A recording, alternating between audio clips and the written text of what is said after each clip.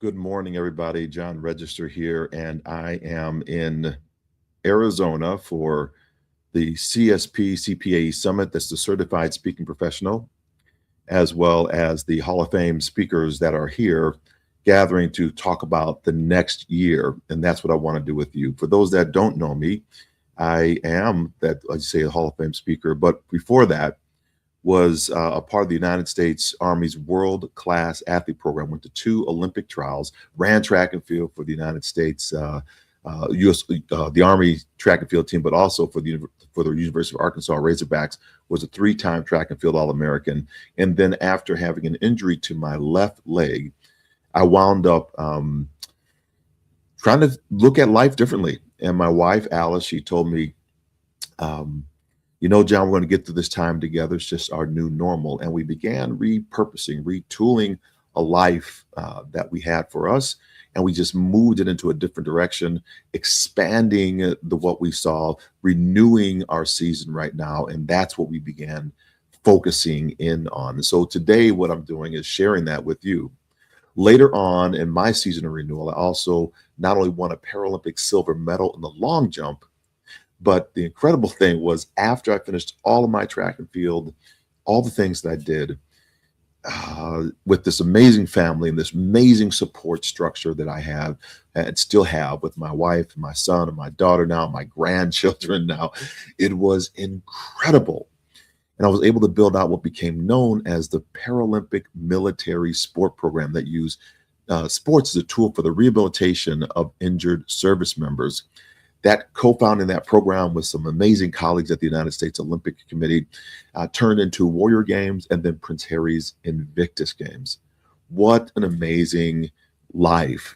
And now as a professional speaker, professional coach for those who are, I would say, in the private equity and those folks that have built businesses and that really impact leaders, helping them to get their journey stories out. I did that for Olympic and Paralympic athletes, and now I do that for the others as well. I still coach the Olympic and Paralympic athletes and military service personnel how to tell their journey stories better through a methodology that I have. More on that a little bit later. But today we're talking about a season of renewal, a season of renewal. And, with that whole thing, as we begin to set the context of this, we're really focused in on acknowledging that this purpose, this what we're looking at is looking back on what served us well and what can serve us better as we're moving into this next season. Can you believe we're already coming up on 2027? Kat Coppett is in the house.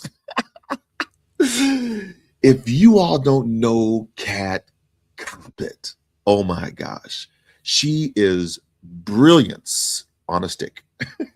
She is so amazing. And so thank you, Kat, for being on today. If you are in right now, I see we have a few folks on, 8 folks on joining right now. If you are in right now, please put in the comment section because I want to see the comments and bring you into that comment section as well. So hopefully the stream is going well.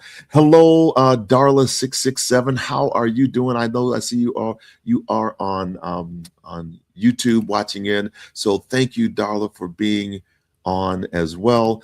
And with that, let's get into this presentation today. We'll be on very, very short. Like I said, a lot of this, where this came from is the last 3 sessions I did. There was the DGS, which is the Digital Government Summit in Las Vegas, the Digital Government Summit in Wisconsin, and Eli Lilly. So these are the 3 companies that I spoke for. And with this, WWE, what's up? What's up, Dallas? The 3 companies that I spoke for. And then after the presentation was over, I said I would just do a furtherance. So this is the promise to that. So if you're here and you didn't get a chance to hear those sessions, we'll go over.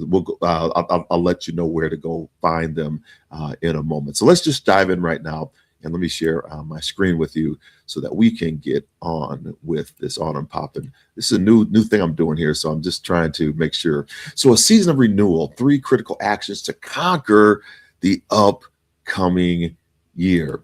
As we look at this, it's really around this RE3, RE power to the 3 resilience action model.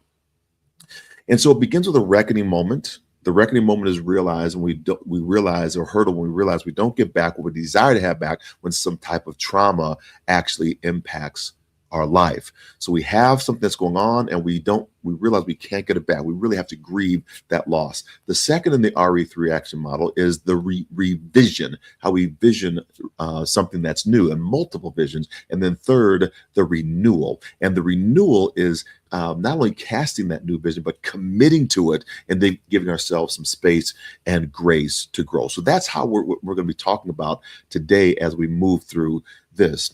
So I think what has happened in all of this is we believe anything that we're holding on to, anything that we're like holding on to, eventually stops us from being something that you manage and starts to be something that manages, and it starts to be something that manages you. And that's really what we're saying here in this reckoning moment. What do you have to release in this moment? What is it that you are so focused on and that is holding you back from seeing the next jump that you might have to make in life? What is it that you have to grieve in your life right now before you make the next move? And a lot of folks, what we do is we hold ourselves back from making those movements. And that it's not that it's wrong, it's that there's no forward progress with it. And we need to be pushing ourselves in that forward progress. And as I was talking to the Digital Government Summit and the state CIOs, one of the things they came in with all of their people that came in was this kind of exhaustion of what's going on in the uptempo of the market, the uptempo in IT. And yes, it's going to happen all the time, but the reckoning is we have to begin to release that mindset so that we can see the opportunities that are available to us. So at first, what we carry feels like a belief, it feels like a habit, it feels like a role, a story who you are, the story about who you are and what you've been through. But over time, that weight shifts. And so we have all these things that began to happen. What's up? Dallas is up in the house. We got a Dallas in here. We got to put that on. What's up? Love it. What must be released? So we have this reckoning moment of all these things, these unresolved disappointments, this old identity, a past success or past failure or responsibility. So what carries you in this moment? And here's what this all looks like, because when it carries us, these unresolved disappointments, it's guarded leadership. We don't let the leadership move because we're guarding it. We're holding it. It's like hammer nail. You can't do anything unless it comes through me. The old identity becomes a ceiling, but we have to make that ceiling, the floor. It becomes a ceiling because we can't break through it. In a past success, the pressure to repeat it. We want to do it. It worked one time, so we need to do it over and over again. And then once we do it for 25 years, there's no movement to do something else that's new when somebody presents us with a new idea, a new thought. A past failure, that's the hesitation of trying again. It didn't work this time, so I'm hesitating for the next time. Or responsibility without release, this exhaustion. It's exhaustion because we think there's a finite end to it. And it's horrendous because we figure that's what it is. So what am I still carrying that no longer fits who I am becoming? You know, have you ever been in that situation where you're doing some cleaning and you're cleaning out a drawer, a closet, a garage, or maybe your files on your computer, and you pick up something immediately and say, I'm not going to use this. You're going to discard it, but you say, oh, it doesn't fit. It's outdated. It belongs in a version that's already a version of my life that's already passed. But you don't throw it away, because maybe you need it 5 years from now. And we begin to hoard these things. We don't want to move them. We don't want to let them go. If you've ever done that, just give me a shout out. That hey, done that. Put that into the comment section. That I've done this before. I have done this. I'm holding on. You tell yourself I might need it one day. Hey, the ring in the back is so cool. Yeah, Dallas, thank you for saying that. It is cool, and we just got that going on. So thanks for being on.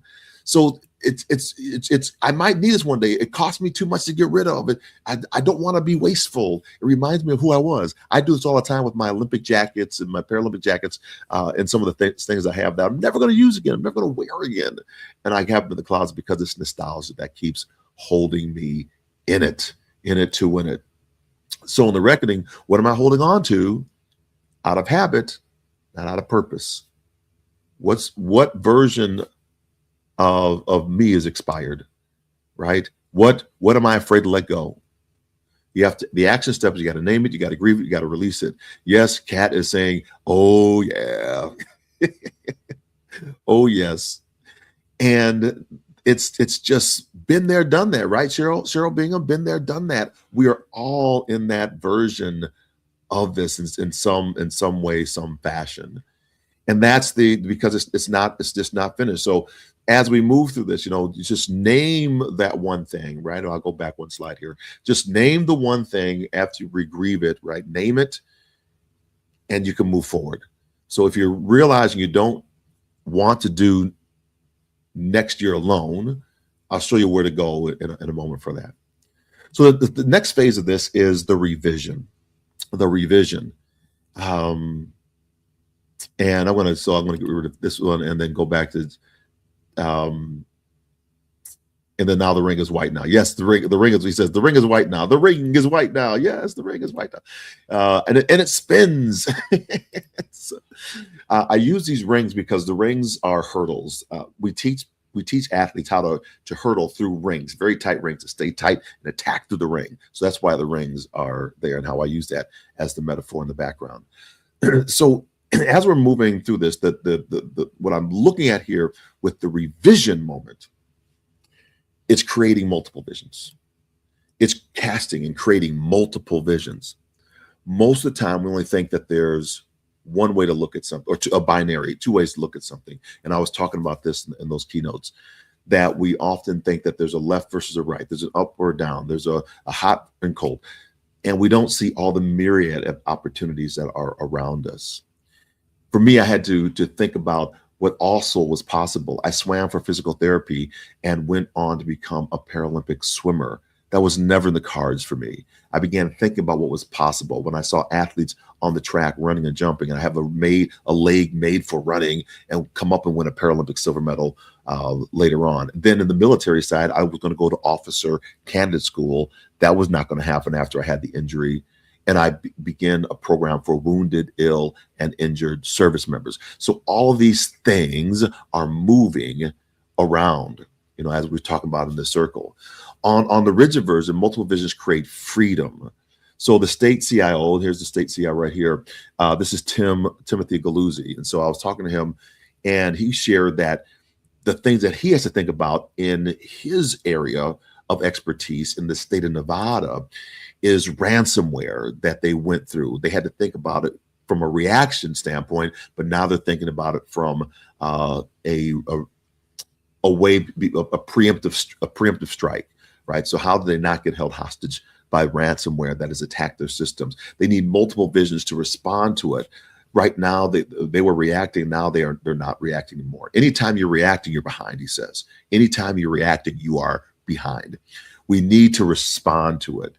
A similar situation was with the state CIO of Wisconsin, and Trina Zano, she was talking about this. She said she was sharing how all of the collective together, all the different voices allows us to move forward. I know Kat talks about this a lot in her work as, instructional designer, as an improver, always using the collective of the voice, the yes and, as they call it in the improv world, always looking for the offers of others that are around you to elevate the conversation. That's the thing that we're talking about here. So leaders who thrive see more than one path forward. Leaders who thrive see more than one path forward. In the revision, the action step is, what are 3 ways the next year could look if I release to my revision? What are 3 ways that everything could look if I released to my new vision? That's a powerful statement. I'm thinking about it right now with my team of what I can do. I'm terrified of some stuff that's going on because my team is pushing me, and I don't want to be pushed. But actually, they're really pulling me to say, hey, come on this way, John. It's going to be all right. It's going to be okay. And it's really powerful to see them. And Kat's looking on here. She says, accept and build, right? Accept and build. Kat is just the brilliance, the old brilliant one. Like I said, go ahead and follow her if you can, if you dare, if you can. Um, so in that's what we're talking about there. If one door closes, you're not lost. You just redirect yourself. And so that's what we're talking about inside of this revision. And then finally, we have in Dallas, we got a black ring for you now. And this is another one that we have. This is the renewal ring, and the renewal is it's very different, because in the renewal we are focused in on the commitment that we have, and the commitment is really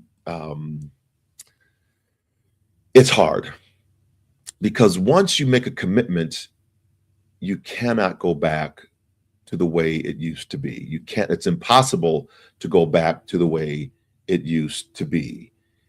When the doctor amputates my left leg, I don't get my leg back. When the doctor amputates my left leg, I do not get my leg back. Does that make sense? So when we make a commitment, we don't get back what we used to have back. It's gone now. It is absolutely gone. So that is the thing that we have to begin looking at for this area of our life. How do I share this? I want to share it in such a way that you can understand it. Let me see if I have the next one here. We have to give ourselves some space and grace to grow. And Kat, if you're out there still listening, hey, Bossy's out there. Here you go. You surround yourself with the right team. You got this. Absolutely have to surround yourself. Bossy's in the house. Of course, she is amazing as well. And Kat Coppin, if you're out there, I sent you an email. So just check your email real quick and see if you're there. So in this space, what I mean by this is I was running with two warm-blooded legs for 29 years. When the doctor amputated my left leg, I don't get it back. That's a commitment. If you think you can get it back, you're in a reckoning moment. You're not in the renewal. And that's the difference. It's not that it's wrong.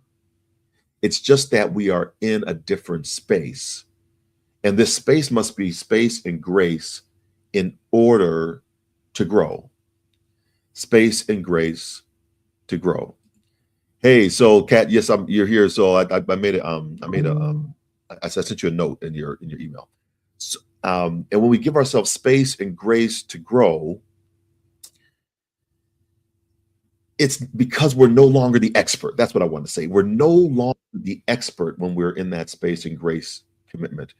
I do not have to be the expert. Why am I not the expert? I'm not the expert because I'm in a new environment. I'm in a new atmosphere. And I wanted to get Kat to help us understand this a little bit better from her perspective, because she is one of the amazing folks that I have known in my life. And one of the things that she does very well is she gets that space and helps people to grow. So I want to bring Kat on the stage right now. Thank you, my friend. How are you? I'm great. How are you, my friend? Can't hear you. I can't hear you now. I can't hear you. You can hear me. Why not? I don't know. I might not be able to bring Kat on. I want to hear her voice. Oh my gosh. Why can't you hear me? Let me see. I want to hide this. Can I get you? Oh no. No. It says my microphone's working. We were doing this podcast together a few years ago, and it was so good. But I can't hear her voice right now. All right, I'm gonna have to drop, but next time we're gonna make it happen. All right, thank you, my friend.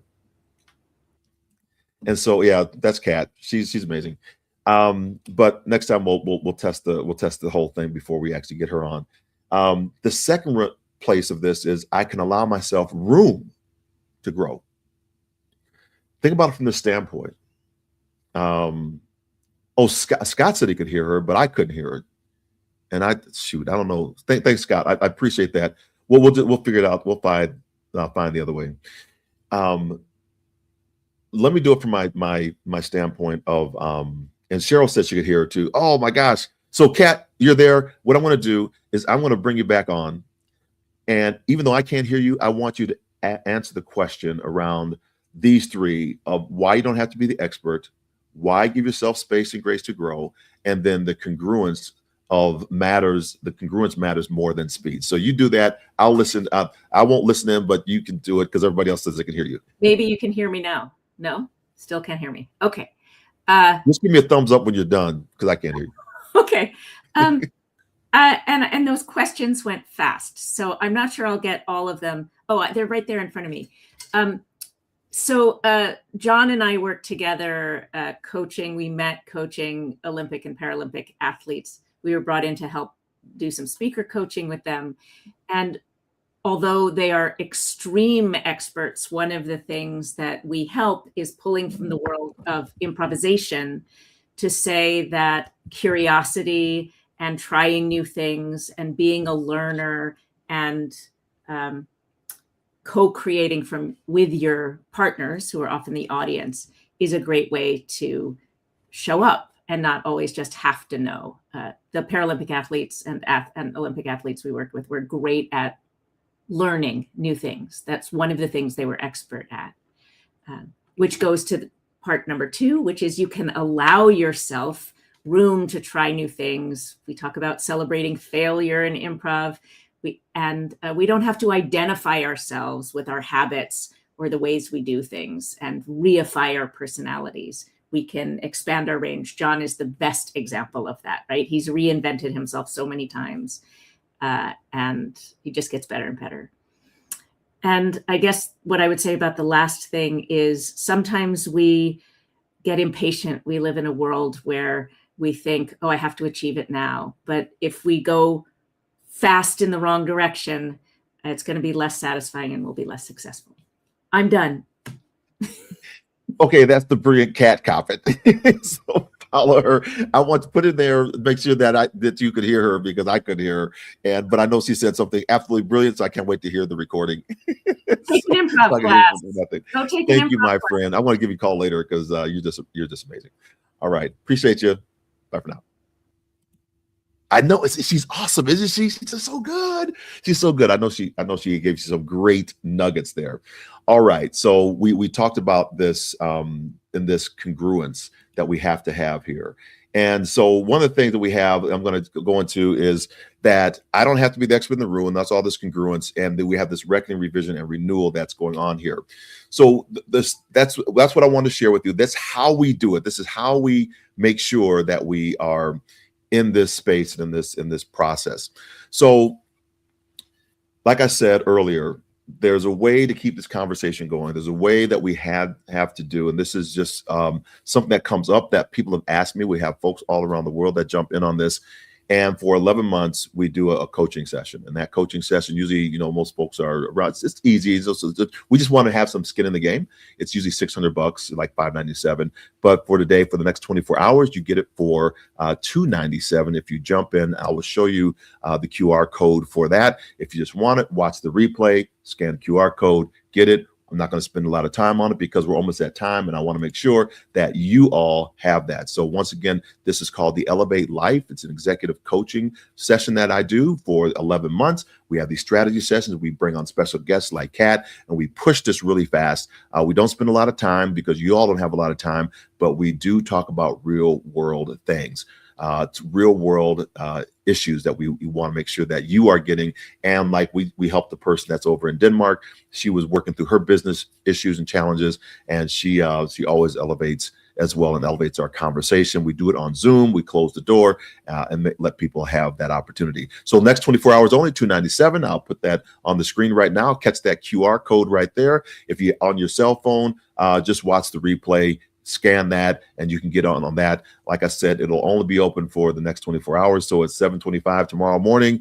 Poof, it's gone. But hey, you can watch this replay over and over again like I'm going to be doing because I was trying to get on with the amazing, the illustrious Kat Coppet when she was there as well. So thank you all so much for being on today. If you have any questions, just ping me. Follow me. We're on Instagram at John F. Register. I probably should put that in. I think I'll make a banner for that. Let me just do a banner for that real quick. Instagram, I'm at John F. Register. That's the IG. So let me put that up right now. Show that.